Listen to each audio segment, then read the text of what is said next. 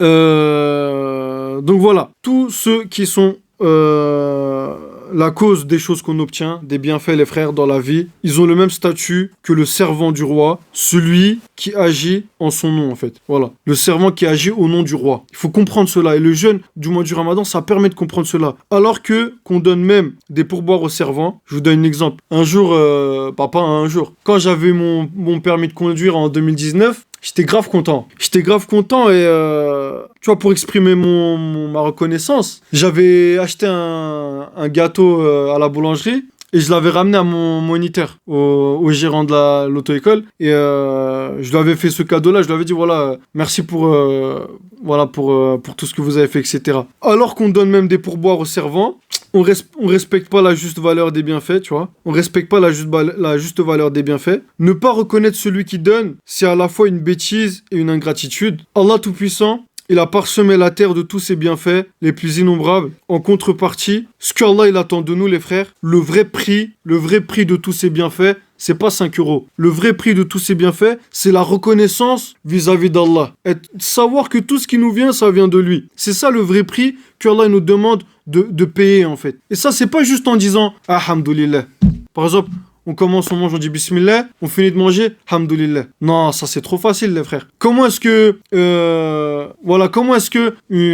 le monde a une machine, tout le monde a chez lui, je sais pas, une machine à laver, une machine à faire la vaisselle. Comment est-ce qu'une machine à laver ou une machine à faire la vaisselle remplit ses devoirs et ses fonctions? Bah justement, la machine à laver en lavant les vêtements, la machine pour la vaisselle en lavant la vaisselle. Comment est-ce qu'une voiture remplit ses fonctions? En te déposant d'un point A à un point B. Bah, comment l'être humain il va remplir sa fonction vis-à-vis de son créateur? Bah, dans tout ce qu'il fait, il doit être reconnaissant vis-à-vis d'Allah, en fait. Il doit être reconnaissant vis-à-vis d'Allah. Pas juste uniquement en disant Alhamdulillah quand j'ai fini de manger, mais quand tu as de l'argent, tu dois être reconnaissant, tu dois donner pour Allah. Quand tu as la santé, tu dois être reconnaissant, tu dois faire la prière pour Allah. Quand voilà, tout en fait, dans tous les aspects de la vie, être reconnaissant vis-à-vis d'Allah, ça demande des implications en fait, des implications.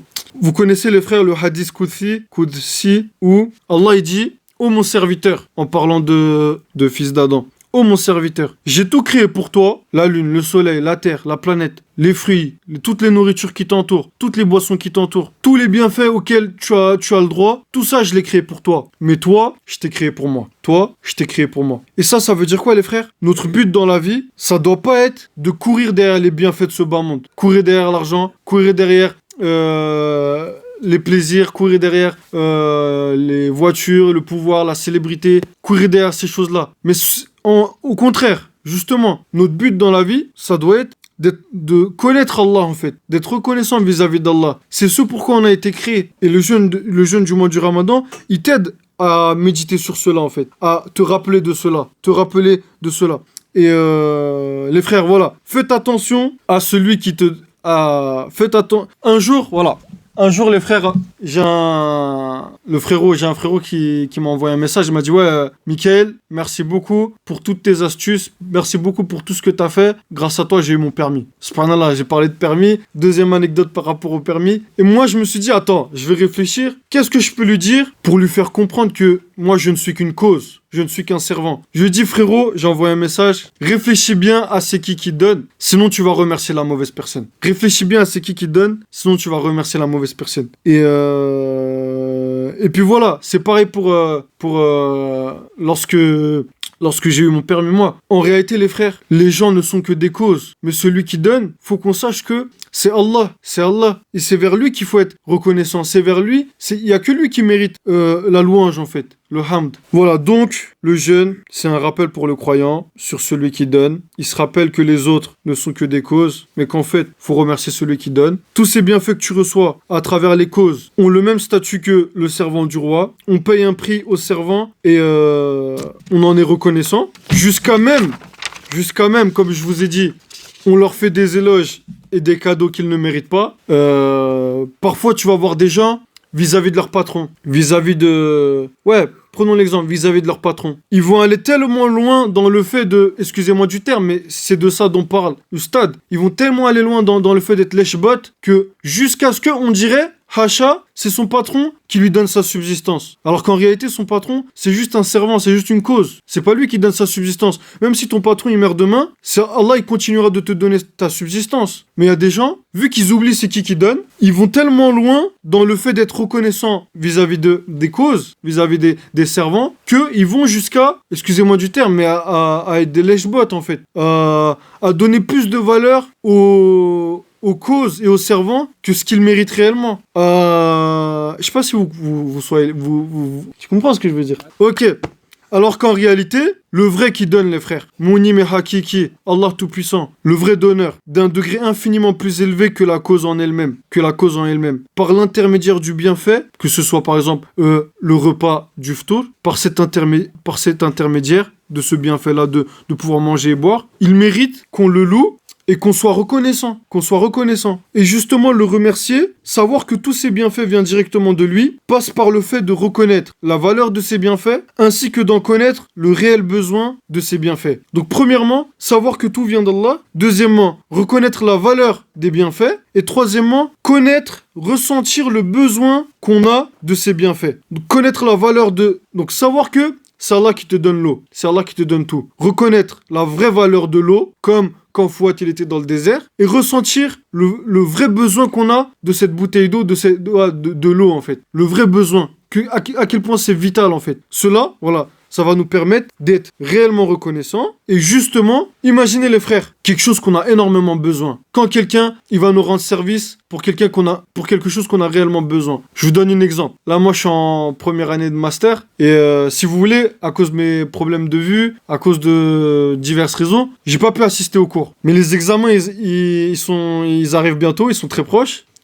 Et j'ai pas les cours pour réviser. Mais j'en ai grave besoin. J'ai demandé à une camarade de ma promotion et elle a accepté de m'envoyer ses cours. Imaginez à quel point je suis reconnaissant. Je suis beaucoup reconnaissant. Imaginez les frères, voilà, que celui qui te donne de l'eau en fait, à quel point ça c'est vraiment vital. Que si t'as pas ça, tu meurs. Si t'arrives à comprendre ça, là tu vas être vraiment reconnaissant vis-à-vis d'Allah. Et la reconnaissance, après ça implique quoi? Ça suit quoi? Le fait d'aimer. Tu vas aimer celui qui te donne cela. Tu vas vouloir l'aimer. Parce qu'il te donne des choses dont tu as extrêmement besoin. Et voilà, le jeûne du mois du Ramadan, c'est la clé d'une reconnaissance véridique, authentique. Parce que, en temps normal, les frères, on est d'accord, NS, en temps normal, étant donné que les gens, ils n'ont pas l'obligation, ils sont pas sous obligation, ils n'ont aucune obligation d'arrêter de manger et de boire. Vu qu'ils ressentent pas réellement la faim, ils n'ont pas faim. Vu qu'ils n'arrivent pas, vu qu'ils n'ont pas cette obligation et qu'ils ressentent pas réellement la faim, ils n'arrivent pas à connaître la vraie valeur de nombreux bienfaits. Et un bout de pain sec, les frères, un bout de pain sec. Pour des gens qui n'ont pas faim, qui sont rassasiés, surtout si en plus ils sont riches,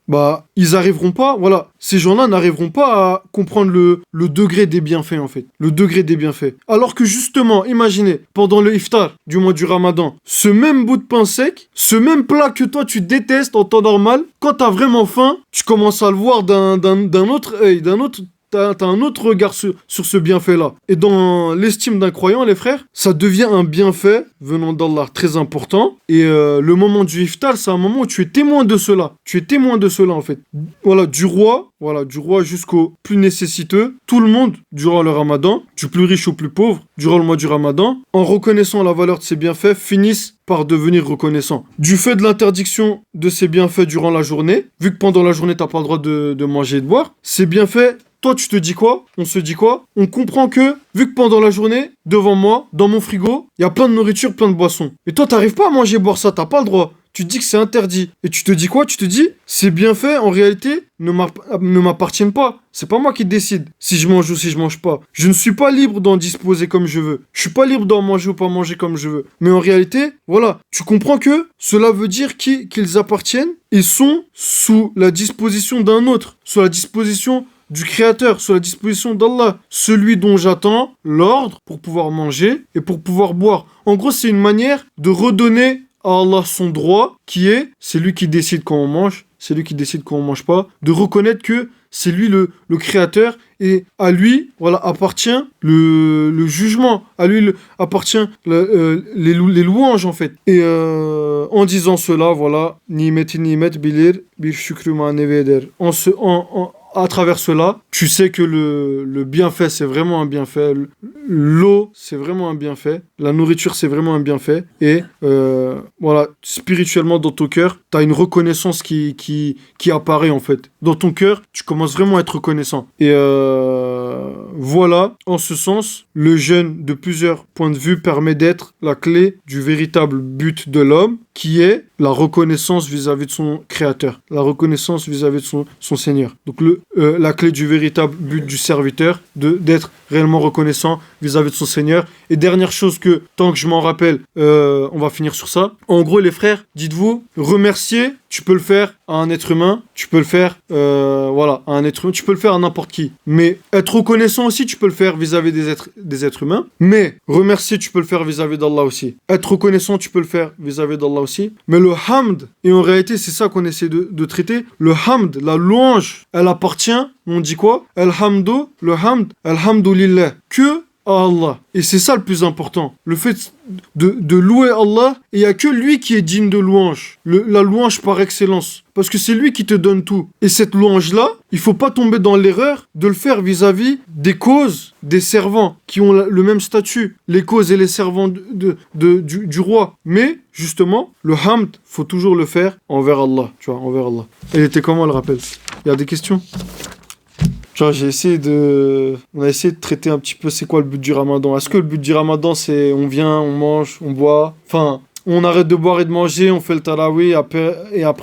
Ah oui, excusez-moi. Est-ce que le but du mois du ramadan, c'est voilà, on mange pas, on boit pas, mais on insulte, on a des mauvais comportements. À l'heure de manger, on se remplit le bide. Jusqu'à il y en a, ils vomissent à la mosquée. Puis voilà, c'est un peu la mode, tout le monde part faire le tarawih. Et est-ce que c'est ça, quoi? Est-ce qu'on n'a pas un petit peu négligé le vrai sens du mois du ramadan? Le vrai but du mois du ramadan? Là, on a essayé de traiter un petit peu des sagesses du mois du ramadan. Il y en a plus de 500. Là, on en a traité quelques-unes des sagesses. Et puis voilà, Inch'Allah, la semaine prochaine, on va continuer sur ça. Si vous voulez pas, on peut changer. Mais vu que c'est le mois du ramadan, je pense qu'il faut en profiter. Et puis voilà. Subhanallah wa bihamdi. Subhanak Allahumma wa bihamdik. Ashhadu an la ilaha illa anta astaghfiruka wa atubu ilayk. Subhana rabbika rabbil izzati amma yasifun. Wa salamun ala al-mursalin. Walhamdulillahi rabbil alamin.